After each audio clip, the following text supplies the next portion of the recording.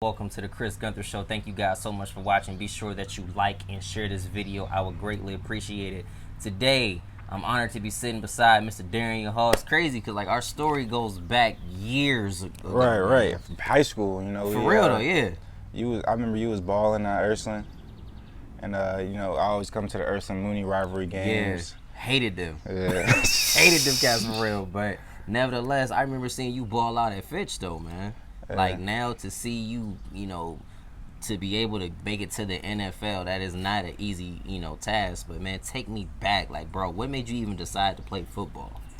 Wow, it started as just something to get me out the house. Yeah. My dad was my coach when I was a pee-wee, and really, man, it just took off. I was good at it, and my dad loved watching me play, loved watching me ball. So I just continued to grow, and then you get to high school, you get some success. Yeah. And you get to college, you get some more success, and you're like, wow, man, I got a chance. So, I'm just trying to keep it going. So when did it hit you that you were like actually good and that this can be something that you could really do for a living? Right. So, really, probably my sophomore year of high school is when I really started to take off. By springtime, I had about 15 D1 offers. Yeah. So I was like, wow, this is, I'm actually doing something here. And then in college, it really just, I got to watch James Conner play 2 years. And I'm like, I can bang with these guys, I got what it takes. So really just, learning from him at a young age, growing and just competing, man. Just compete with everybody, and then that's all it takes. When you had a chance to go up against the guys in college, and like you said, you were banging bodies with them and said, no, I'm just as good, if not better. Right. What was the moment that really made you say, okay, I can really handle this now? So really, we had a bunch of great players at Pitt. So, in college, practice is like game days. Yeah. So it ain't like, out there tagging. So we out there banging in practice. And, as a freshman, I'm holding my own. So I'm like, okay, I got a shot. And then I had my first start against Iowa as a freshman, and I got to play. It was under the lights, big stage. But my first, big game where I was like, wow, this is it. Yeah. Was against Miami. It was my first 100-yard game. We didn't win, but I'm a freshman, and I just ran for 100 yards against the U. So that was like, that's big. Yeah, that was for big. Any freshman being able to do that. Right. No matter your division, no matter your conference, 100 yards against a team is 100 yards. Right, exactly. So that's when I knew, now it's time to get rolling. I remember when anytime you guys played Boardman, anytime, y'all played teams like Glen Oak, you always put on a show. Take me back through your high school years, man. Man, I just love to just compete against guys in the area. So and y'all had a really stacked team too. People Yeah. forget, people such as yourself. Then you still got Will. Yeah. Then you had the Davis twins. Well, not twins, but the Davis boys in general, man. Yeah. So really, man, it's just you always talk in the area. You always compete. So it's when it's time to play, and that's when you gotta show out. I don't do none of that Twitter talking or whatever. Yeah, because I remember back when you guys played, Twitter talk was pretty big. Yeah. And one of the things that I wish I could have seen was Ursuline versus Fitch, especially during the years I would have told Shahan up, man. I was just about to ask you about that because you and Shahan are pretty much best friends and brothers. But do you really feel that if Ursuline and Fitch would have played, that you would have torched Shahan? Oh yeah, for sure. Give me a few reasons why. So this is Ursuline's O-line and D-line back then was still crazy good. I'm gonna give him his props though. If he catch me in the hole, he got me. But he got to catch me first. So that's the thing. If he catch me, he got me. But you gotta get your hands on me first. So got to get the hands on you first, yeah, man. Speaking about getting your hands on people, you had so many big time looks. But what made you decide to choose Pitt?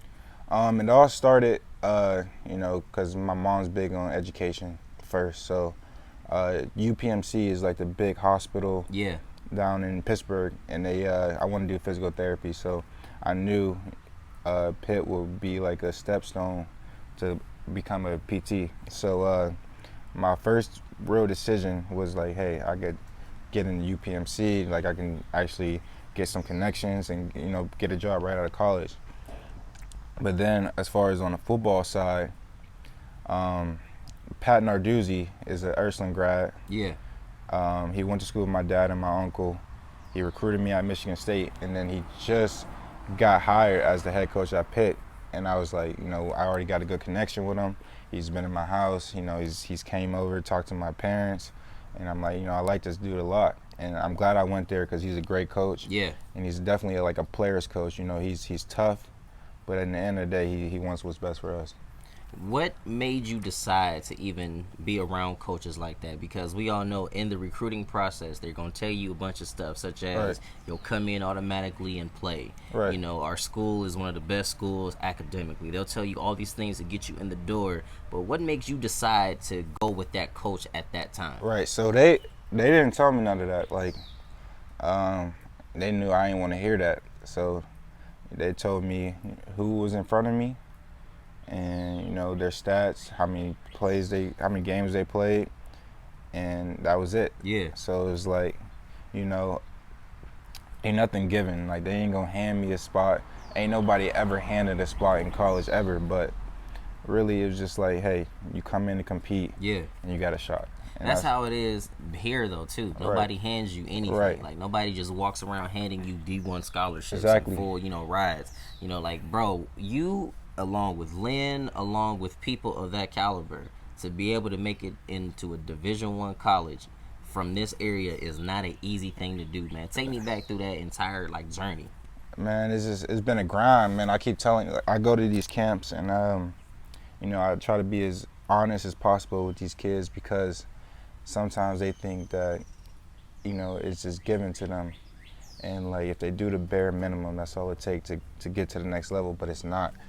Like, I remember, like, even me and Shahan, man, we just be out after practice grinding, you know, going to VSN, going to Nash Dog, you know, going to all these different training facilities because we know that just working inside your program is not enough. Yeah. So it's like you always got to do more, man. You always got to find a way to go that extra mile because there's always some kids in Florida, Georgia, wherever outworking you. So you got to be able to keep up.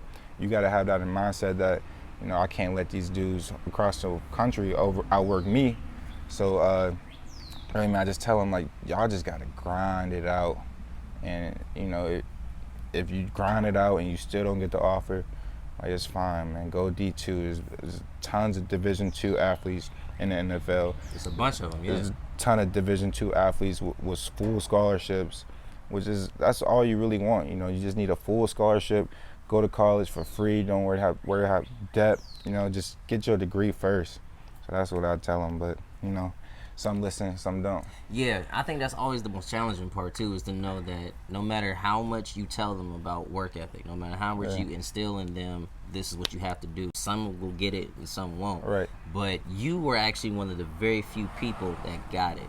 Right. And, you know, you had such a great time playing for Fitch, great time playing for Pitt.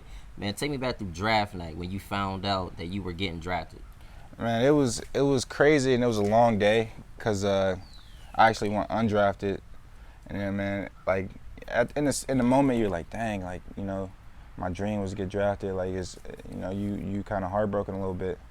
But my ultimate goal was to play in the NFL, you know? So, like, I'm in there now. Like, so, you know, it was bittersweet for the moment. And then when I woke up, I'm like, dude, like, you in the NFL now. You know, you got a Cincinnati Bengals helmet on. So it's like, you know, it's just an honor, man. And just all that hard work paid off. And now I just got to just keep grinding. Because you go through so much to get there. You go through injuries. You go through injuries. You go through like mental like challenges, man. Right. Not only that, but you going through a lot of sacrifices. You know, you can't hang out with your friends as much. You can't even see your family as much. Definitely. But to see what even comes out of that, though, man. Like, now that you're with the Cincinnati Bengals, first of all, how exciting is that for you, a kid from Youngstown, Ohio, again, is in the NFL? Man, it's a blessing, and you know, I owe it all to God. And, you know, I prayed on it so much. And really, man, I just hope that, you know, I could be a voice to kids in this area because it's possible for anybody, man. And, you know, if you really want it bad enough and you're willing to sacrifice, like you said, you know, you can get there. And I truly believe that. Anything is possible, especially when you have God on your side. Oh, Speaking no doubt. about that, you actually are rocking a faith-based Christian T-shirt. Right. I think it says The Perfect Gift. Yeah. So my dad's friend actually started the company. It's called Love's Perfect Gift. Love's Perfect Gift. Got it. They're out in Market Street in Boardman, and really, man, it's just a way to give back, because you know, when God is on your side and you believe in God, man, you're so much more powerful. And I'm rocking it now, and I'm trying to get, you know, youth, because that pit, when I first got the pit, man, it wasn't necessarily cool to express your faith. Yeah. You know what I'm saying? So when I actually met somebody, Dennis Briggs, he was actually a captain for 2 years at Pitt. When he actually started expressing his faith, man, it really opened up my eyes. Like, it's cool to tell people you believe in God and to, you know, preach the word to people. So, you know, that's what I'm doing now, man. I'm just trying to, you know, get people to know that in this area that it's cool to, you know, believe in God and, you know, to follow your faith, and like, don't let anyone, you know, tell you differently. I'm sure in your career you've had some ups and you've had some downs, but you continue to push and you continue to keep your faith even in those difficult moments. How did you do that? Really just, I got a great foundation. My parents are always in my corner. I got a baby girl who's always there for me. Ebony is always there for me. So ain't nothing like a good woman, man. Ain't nothing like a good woman. So it's really, man, it's hard for me to fall, because they always carrying me. Absolutely. And, you know, speaking about carrying, man, you know, you're getting ready to go into your first year as a professional athlete. You know, you got a ton of things that you're carrying in terms of the workload. Not so much, you know, like picking up the guys' helmets and things like that. Right. But talk about picking up the workload now in terms of, you know, making your foot in the door, getting your foot in the door and establishing a good foundation. What's your mindset going into your first year as a professional? Just compete. I'm going in there to take somebody's job, man. That's all that's the mindset I got, and it's just give it 110%. You know, whatever happens, but I know that, you know, my work ethic and my determination is not going to be the determining factor of what happens. One of the things I admire about people such as yourself, Shahan, people of that nature, is the work ethic. You can't teach that. Right. You can't teach work ethic because either you have it or you don't. Do you feel that because of that you're going to be playing on Sundays on a consistent basis when your time comes? Right, man. Really, the work ethic just got to become fun. It just got to be like, man, just going out and testing your body, testing your limits. You got to love it, because it ain't, you know, you're going to have your ups and your downs, man, but in the end, you just got to have passion. You got to be compassionate to just say, hey, man, like, I'm about to just go grind today. Like, you know, call up your boys, be like, let's go see who can run the fastest 40 10 times. You know, it's like, you just got to have that drive to want to get better. And you got to love it. You know, you got to love the off-season grind, the weight training and all that.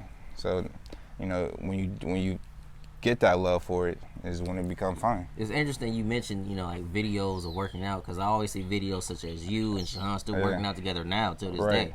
And, you know, you see he is going to have he had a very great season last year, became the all-time leader in sacks in his junior year. Now he's getting ready to approach a senior campaign. What advice do you give to him going into his final year playing in college? Man, just show out. And he's doing all the right things now. Like, he's working out twice a day, sometimes 3 times a day, just preparing for this year. And then, man, I just told him, you know, just grind. And then when you get those Senior Bowl invites, those, you know, all those big games after, just take advantage of those and just eat. Because it goes by so fast. Right. So, like, man, he's already doing the right thing. He's already breaking records. So it's like, man, just keep going, really. Keep going, really. Well, if anybody wanted to connect with you along with learning more about the T-shirts that you have on, how can people do that? Instagram, for sure. You know, I'm always checking my DMs. And, you know, I'm not one of those big-headed dudes that, you know, won't hit you back. So I tell, you know, all my Fitch guys and everybody I go to camps, like, you know, hit me. I got workouts for you. I got, you know, I can get you some gear, like whatever you need, especially the workouts, because I want y'all to get better. I want y'all to grind and, you know, get what y'all want. So just hit me up and, you know, we make something happen. Nothing needs to be asked, ladies and gentlemen. Darrin Hall, owner Chris Gunther Show. Be sure you guys like and share this video. I'll see y'all next time. I'm out. Appreciate it. No problem, bro. Appreciate you.